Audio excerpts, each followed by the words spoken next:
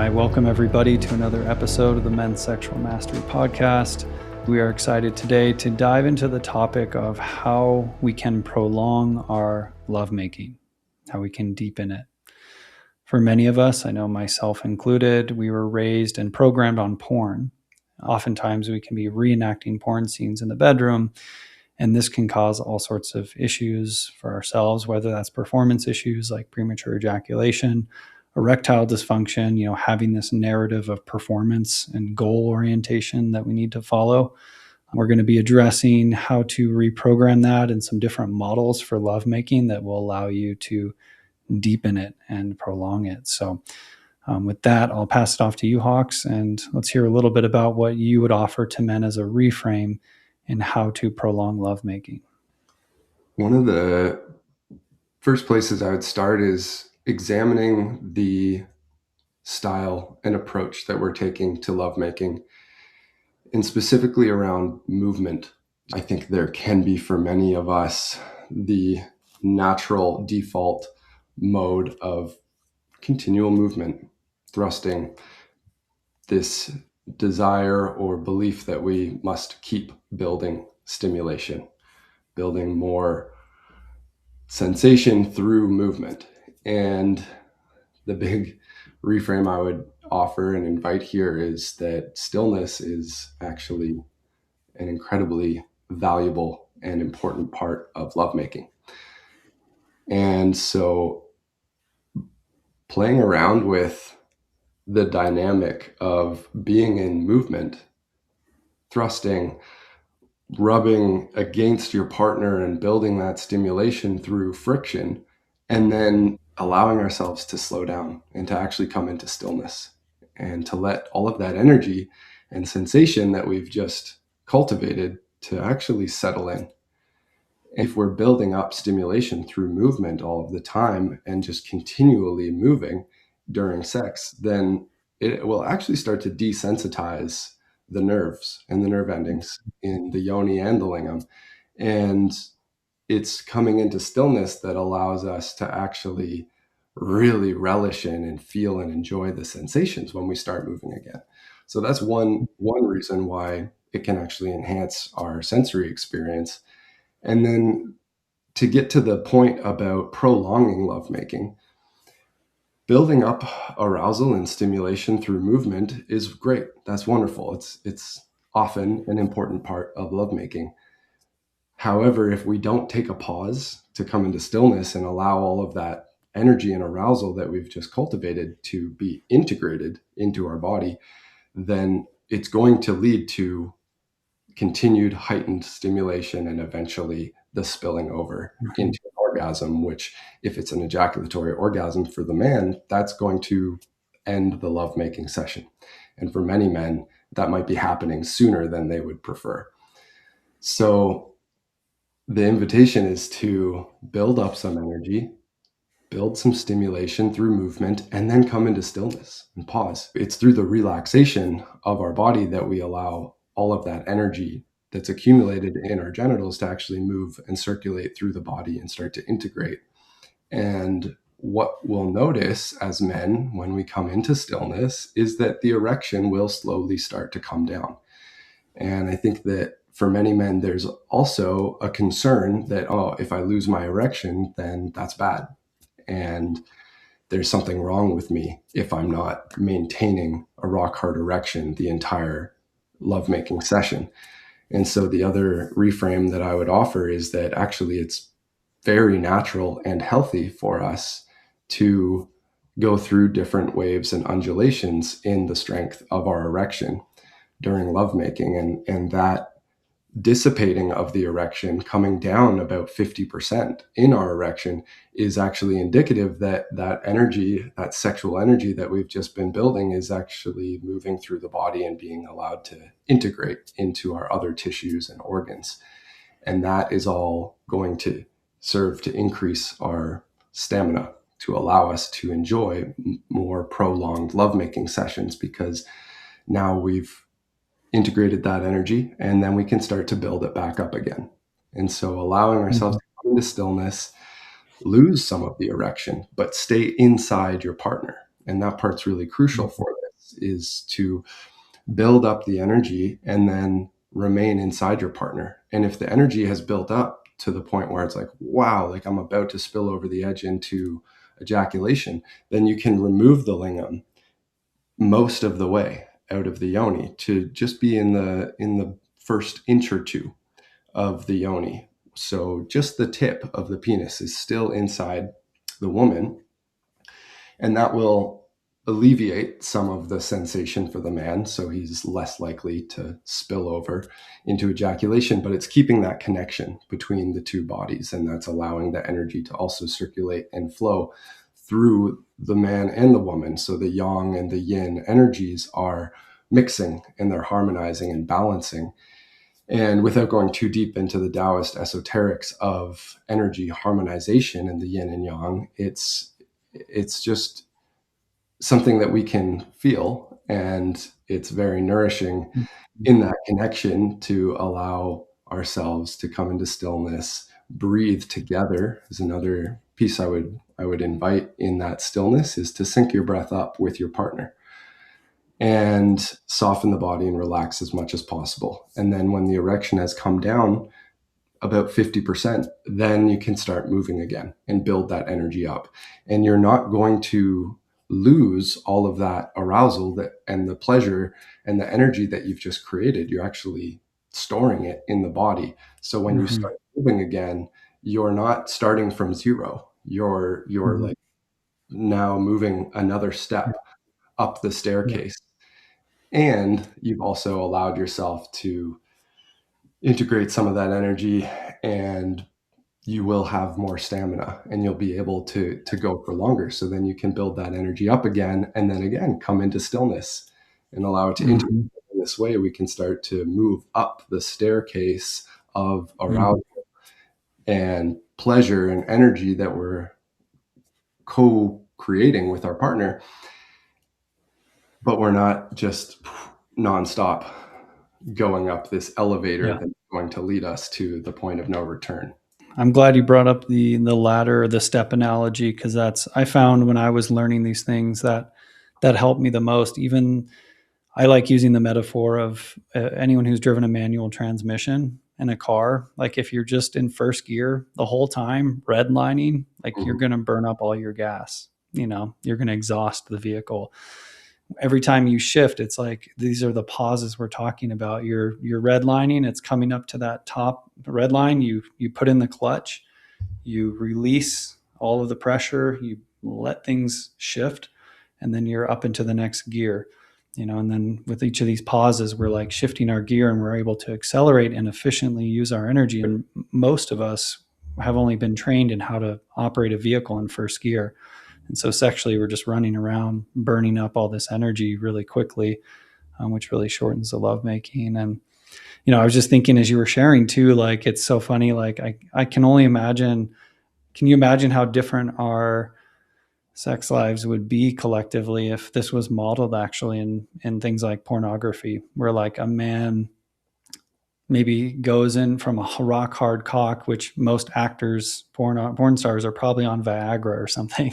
But like, imagine if it actually is able to go soft and he switches to kissing his partner, or stays inside her and it goes soft, or is in or out. And then suddenly you see this reemergence, and like the cock is this more dynamic um, part of us, instead of just this like rock hard, never changing, pile driver. Like it actually is shifting. And I appreciated what you spoke to, this increased sensitivity that happens when we allow the pause, when we stop building up the intensity, allowing that sensitivity to come back up. And just for any guys who are listening in, oftentimes when we talk about these non-ejaculatory orgasmic states, a lot of these states are actually accessed oftentimes in that space of complete relaxation, of letting everything go soft, of pausing.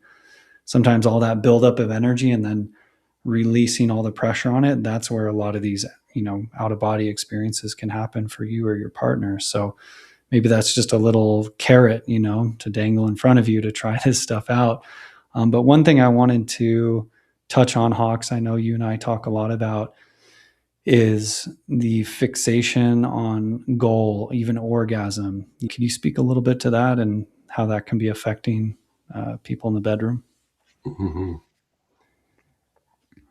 Yeah, I think this is taking place for many people, whether they're aware of it or not, the fixation on goal, orgasm. I would hope most men are entering lovemaking with the intention of, okay, I'm going to bring my partner to orgasm. And then once she's had hers, I'll have mine. And that's great. That's better than I perceive that to be better than just going in and moving towards our own Masturbating. orgasm. Yeah. Um, Yeah. and yet still we're fixating towards a goal if we're entering with that intention. And so releasing that and just allowing ourselves to really enjoy the process of the lovemaking and to allow an orgasm for the woman to happen naturally if and when it does, but to understand that there's so much for us in the journey. And a lot of the, I know, and I'll just speak from my own experience, like there is that tendency at times, or certainly in the past, to stay in first or second gear because I can tell that my partner is getting close to finishing or to having an orgasm. And it's like, okay, like, yeah, if I just keep going right now at this speed in this way, she's going to have an orgasm and then mission accomplished. And that, again, like, that's okay. And I think we're missing a lot of what's there if that's our approach. And so understanding that we can build that arousal up, and even if our partner is on track for an orgasm, that's not going to change when we come into stillness, and allowing that to just be like, okay, that's great, I love that she's experiencing so much pleasure right now, and I trust that by coming into stillness we're both going to be able to integrate Mhm. this energy to heal and nourish our bodies and our systems. And we'll pick it back up when we start moving again. And she's still going to be, primed and ready to experience an orgasm when we start moving again.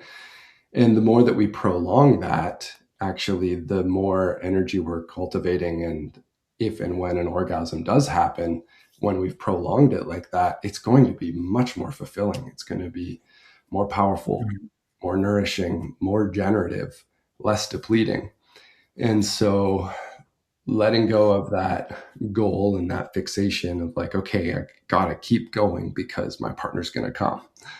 Uh, that will actually open up the door for so much more. And like you said, it's in those places of stillness, that coasting, if we're using the manual transmission analogy, it's in that place of coasting that so much happens. And I like the analogy of um, being out on a walk.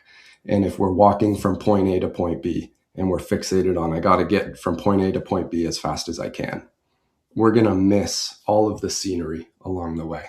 And we might be walking along a beautiful path where there's wild roses and birds singing and beautiful smells and aromas and a patch of sunlight coming through, that if we can give ourselves the space to actually stop and smell the roses and to stand in that ray of sunshine and to actually feel and be with the environment that we're immersed in, it opens up a whole experience of wonder and awe and appreciation for the world around us that we're living in and swimming through all of the time. But if our head is down and we're just trying to get from point A to point B, we're likely to miss all of that beauty and the wonder and awe that's around us all of the time. And so I find this to be true in lovemaking as well. It's like if we're just in that movement pattern all of the time, then we miss a lot of what's there for us to actually experience and to breathe in and appreciate. And so coming into stillness can allow us to then feel this energy that we've just cultivated. When we come into physical stillness with our body, it's actually opening up our ability to perceive and to feel the dynamic movement that's happening internally, and to slow down enough to awaken our other senses, the more subtle senses, to appreciate and experience what's there. And it's through prolonged practice with that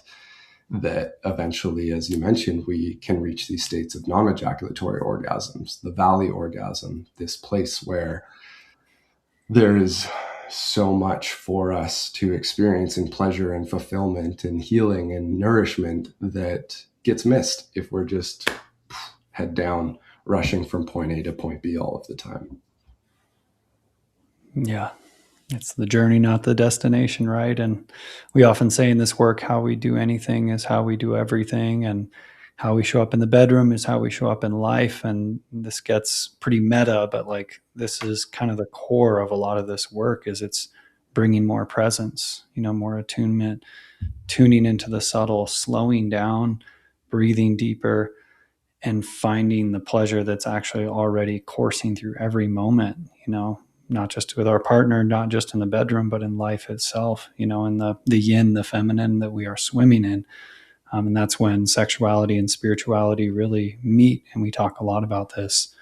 And this can be such a deep, powerful path for transformation, not just in how you show up and being a better lover to your partner, but also a better lover in every moment, being more present as a man. So, yeah, that feels really full circle. Is there anything else, Hawks, that you would add in here for guys who are interested in this prolonging of lovemaking and deepening in this way? Mm-hmm.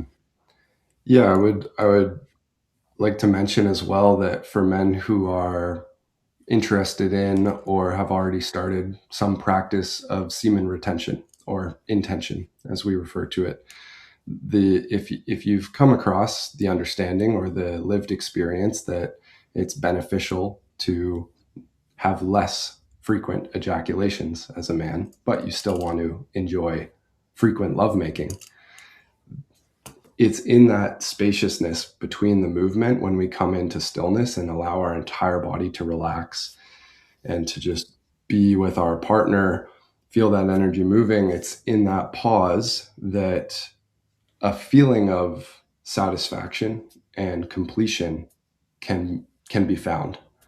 So without having an ejaculation, we can cultivate energy, come into stillness in lovemaking, come back into movement, cultivates more energy, come into stillness.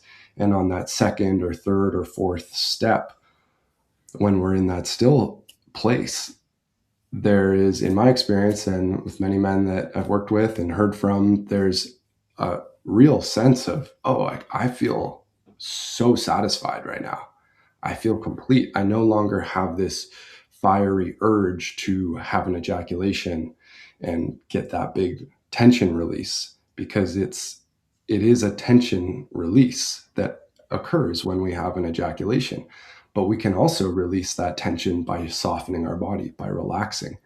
And that's what's necessary to allow the energy to move, so that then it's not all welled up and stuck in our root, feeling this urge and need to release through an ejaculation. So this is also incredibly important if you're a man who wants to enjoy frequent lovemaking and not feel the need for an ejaculation every time. Coming into stillness will create the space for you to actually realize, oh, I'm good.